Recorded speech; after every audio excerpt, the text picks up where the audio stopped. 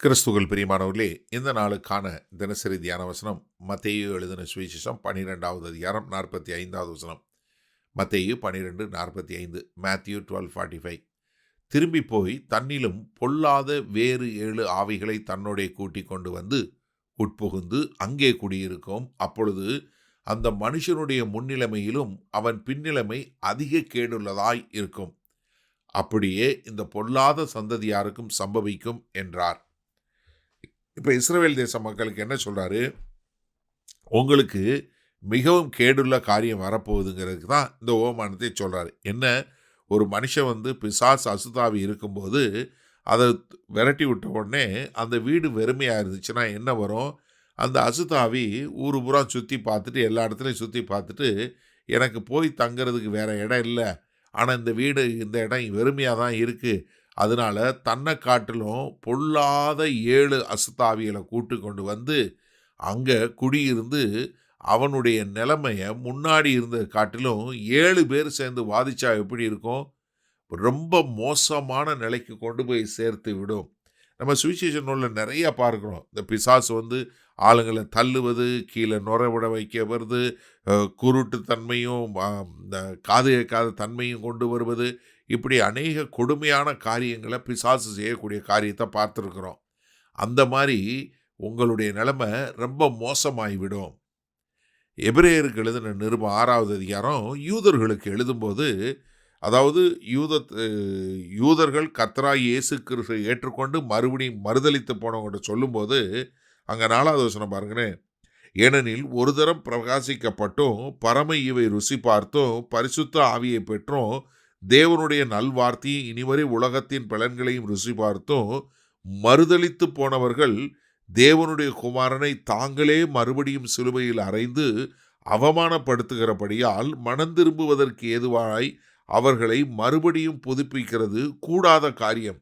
என்ன, ஒரு கர்த்தருடைய அன்பை, கர்த்தருடைய காரியங்களை ஏற்றுக்கொண்டோ அவங்க மறுபடியும் மறுதலித்து பின்வாங்கி போனவர்கள், அவங்களுடைய நிலைமை என்னவா இருக்கும்? ரொம்ப கேடுள்ளதாக இருக்கும். ஏன்னா சில யூதர்கள் அப்படித்தான் அங்கே இருந்தாங்க. அதனால தான் அந்த யூதர்களுக்கு அந்த எச்சரிப்பை கொடுக்குறாரு.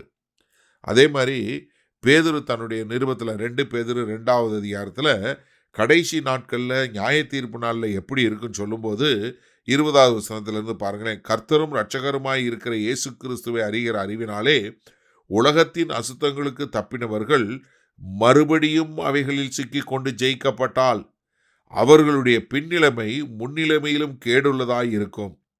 அவர்கள் நீதியின் மார்க்கத்தை அறிந்த பின்பு தங்களுக்கு ஒப்புவிக்கப்பட்ட பரிசுத்த கற்பனையை விட்டு விலகுவதை பார்க்கிலும் அதை அறியாமல் இருந்தார்களானால் அவர்களுக்கு நலமாயிருக்கும்.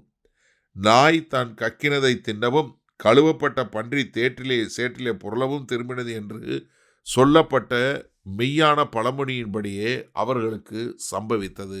அப்போ என்ன, ஒரு அசுத்தாவி போன இடத்துல மறுபடியும் அங்கு தேவனுடைய ஆவி அவர்கள் அது தேவனுடைய ஆவியினால் வழிநடத்தப்படலைன்னா பிசாசுகள் என்ன பண்ணும்? தன்னிலும் பொல்லாத 7 பிசாசுகள் அவர்களுக்கு அப்படிப்பட்ட காரியங்களை, கேடுள்ள காரியங்களை நடப்பிக்கும் என்று சொல்லக்கூடியதா.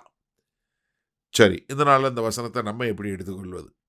அதாவது முதலாவது, இது 2 வகையான காரியம். முதலாவது, கர்த்தராகிய இயேசு கிறிஸ்துவை அறியாதவங்கள்ட்ட போய் அவங்ககிட்ட இருக்கிற பிசாசுகளை நீங்கள் துரத்தும் போது அவர்கள் நிச்சயமாக கர்த்தராகிய இயேசு கிறிஸ்துவை ஏற்றுக்கொண்டு வாழும்போது தான் அவர்கள் நல்லபடியாக வாழ முடியும். இல்லைன்னா அவர்களுக்கு அதிக கேடுள்ள காரியங்கள் உண்டாகும். அப்போ ஒரு கர்த்தராகிய இயேசு கிறிஸ்துவை குறித்து நம்ம ஒருத்தவங்களுக்கு சொல்லி கொடுக்கும்போது அவர்கள் எப்படி வாழப்போகிறார்கள் என்பதை குறித்து நாம் சொல்லக்கூடிய மக்களாக இருக்க வேண்டும். 2வது, நீங்கள் கிறிஸ்தவனாக இருந்து நீங்கள் மறுதலித்தீங்கன்னா, ஏன்னா கர்த்தருடைய வார்த்தையை தெரிந்து கொண்டு கர்த்தருடைய பரமை இவர் ருசித்து கொண்டு எல்லாம் பண்ணிட்டு நீங்கள் மறுபடியும் மறுதலித்து ஆண்டவரே இல்லைன்னு போனீங்கன்னா என்ன ஆகும்? உங்களுடைய நிலைமை ரொம்ப மோசமானதாக இருக்கும். இஸ்ரவேல் தேச மக்கள் இதைத்தான் செஞ்சாங்க. தீர்க்கதரிசியில் கர்த்தர் அனுப்பிச்சாரு. தீர்க்கதரிசியினுடைய வார்த்தைகளை கேட்டாங்க. கடைசியில் கர்த்தராகிய இயேசு கிறிஸ்துவே அவர்களுக்கு அநேக அடையாளங்களையும் அற்புதங்களையும் செஞ்சார். ஆனால் அவர்கள் அதை எல்லாம் கேட்டுவிட்டு அவர்கள் பின்வாங்கி போனாங்க. அதனால தான் அவங்களுக்கு சொல்லும்போது என்ன சொல்கிறாரு? உங்களுக்கு இப்படிப்பட்ட காரியங்கள் தான் சம்பவிக்கும். அதனால் எனக்கு அருமையானவர்களே, நாம் முடிவு பரியந்தம் நம்முடைய விசுவாசத்தில் நிலைத்திருந்து கர்த்தருக்கென்று வாழ்ந்து கர்த்தருக்கென்று முடிக்கக்கூடிய காரியங்களை செய்வோமா?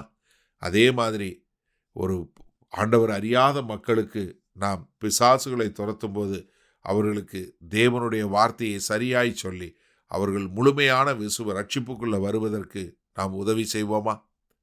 மகா கிருபையும் இரக்கம் நிறைந்த எங்கள் அன்பின் தகப்பனே, அசுத்த ஆவி துரத்தப்படும் போது அங்கு பரிசுத்த ஆவி வருவதற்கான வழிகளை நாங்கள் ஏற்படுத்தி கொடுக்க வேண்டும் என்பதை புரிந்து கொண்டோம்.